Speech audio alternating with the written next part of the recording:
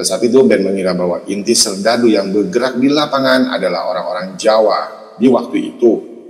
Anggapan ini tentunya berubah setelah Ben bertemu langsung dengan Bungkus.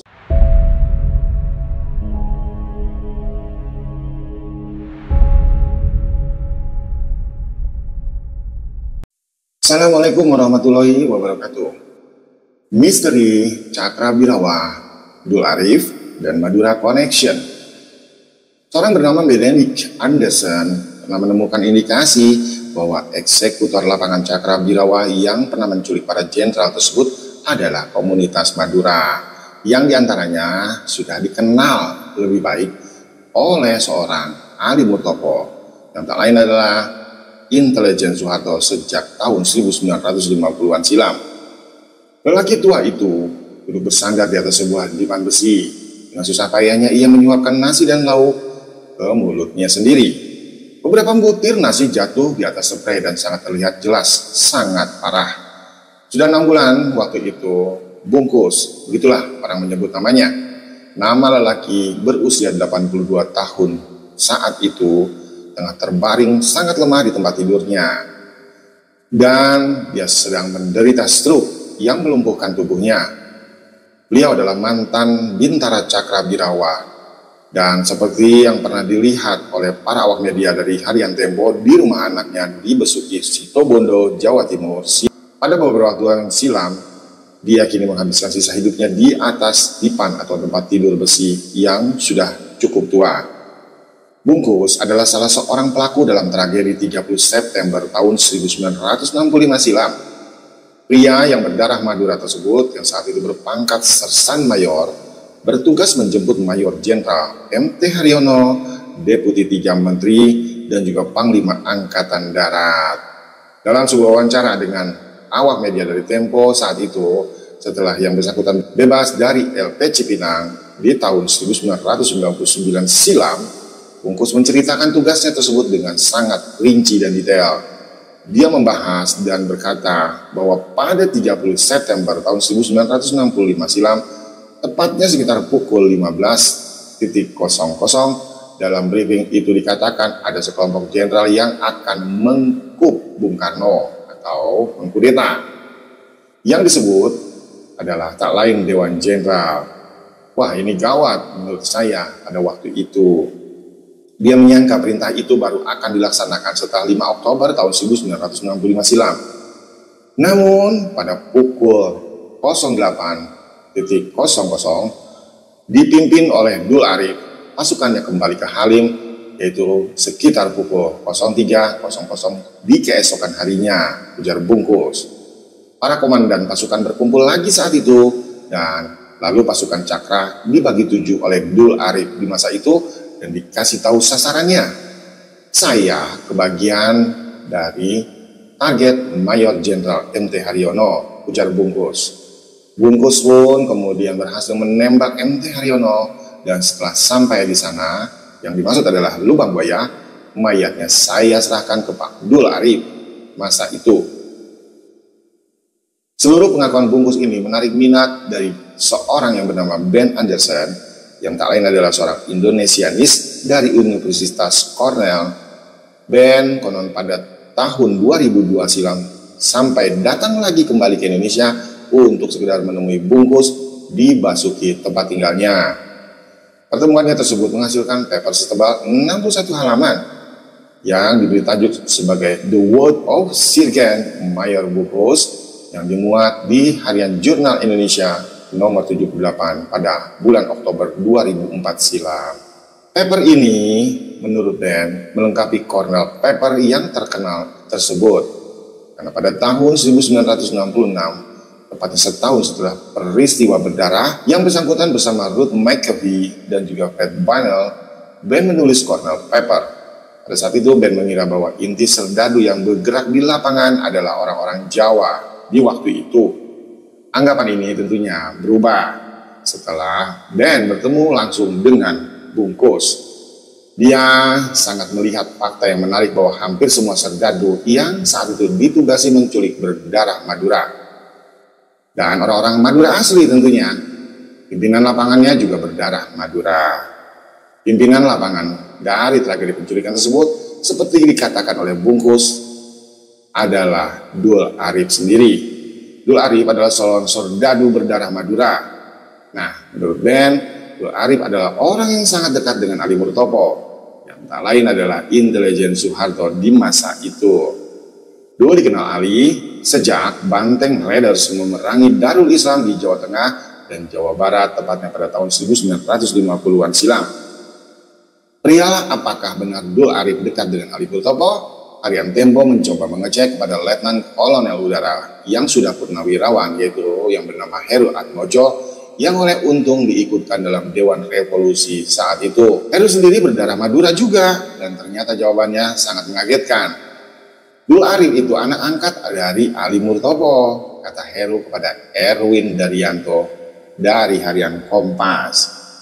Dalam paper band, anggota Cakra lainnya yang berdarah Madura adalah Jai Hurip, dan ini pun informasi yang menarik, sebab Jai Hurip oleh Letnan Kolonel CPM yang sudah purnawirawan yang bernama Suhardi diceritakan bahwa dia adalah perwira kesayangan Soeharto di masa itu, dan dia adalah orang yang ingin menerobos istana pada tanggal 29 September silam, namun kemudian dihadang.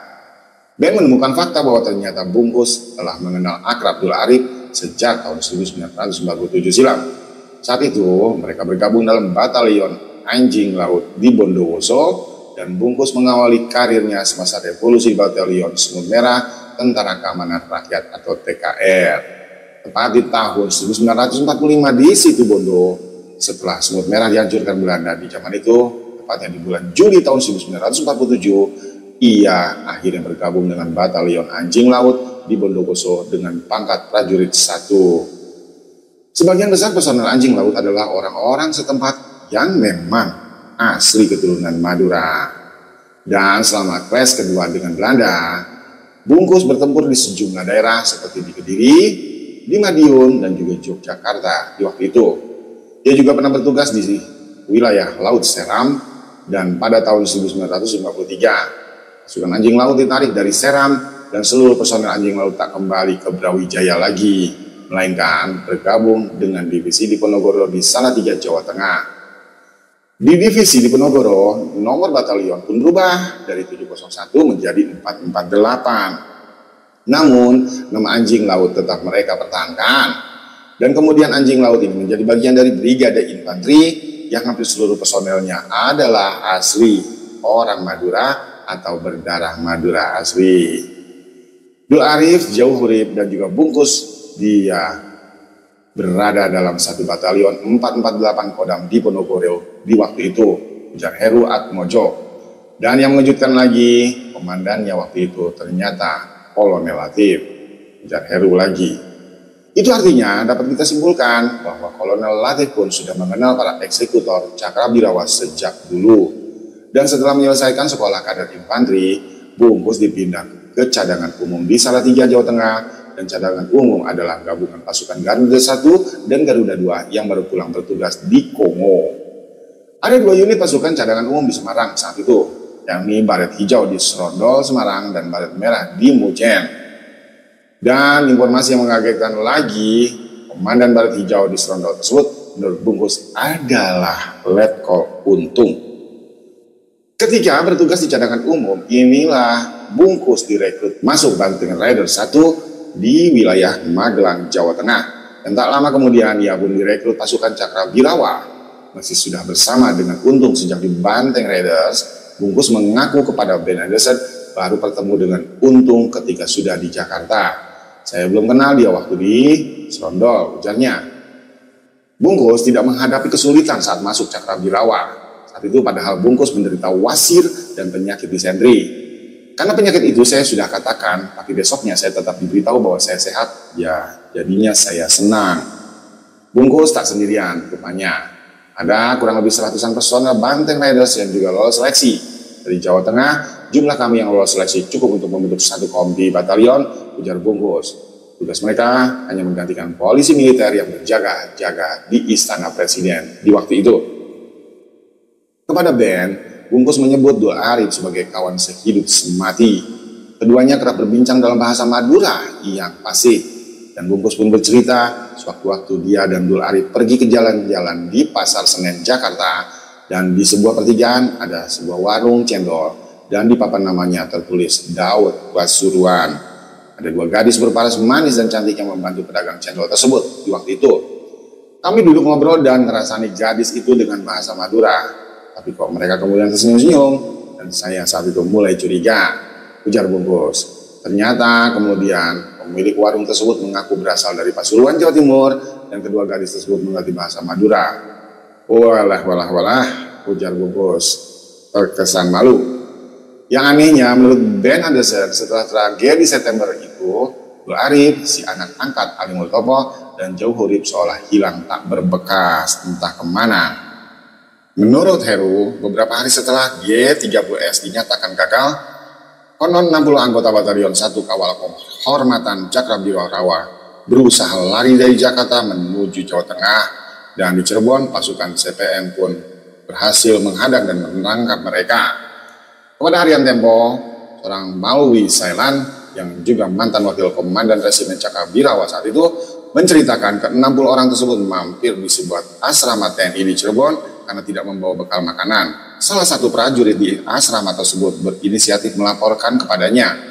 Saya perintahkan mereka untuk ditahan dulu dan pasukan dari Jakarta yang akan menjemputnya nanti, ujar Maulwi.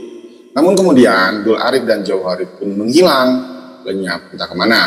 Dan hanya Kopral Hardiono bawahan Dul Arif yang kemudian disidang di Mahkamah Militer Luar Biasa pada tahun 1996 silam dan dituduh bertanggung jawab atas penculikan para jenderal saat itu. Dul Arif dan Jauhurib yang tidak bisa dihadirkan dalam persidangan di Mahmilub, ujar Heru, apakah keduanya telah diamankan dalam tanda kutip oleh Multopo, yang artinya telah dimusnahkan? Entahlah, hanya Tuhan yang tahu.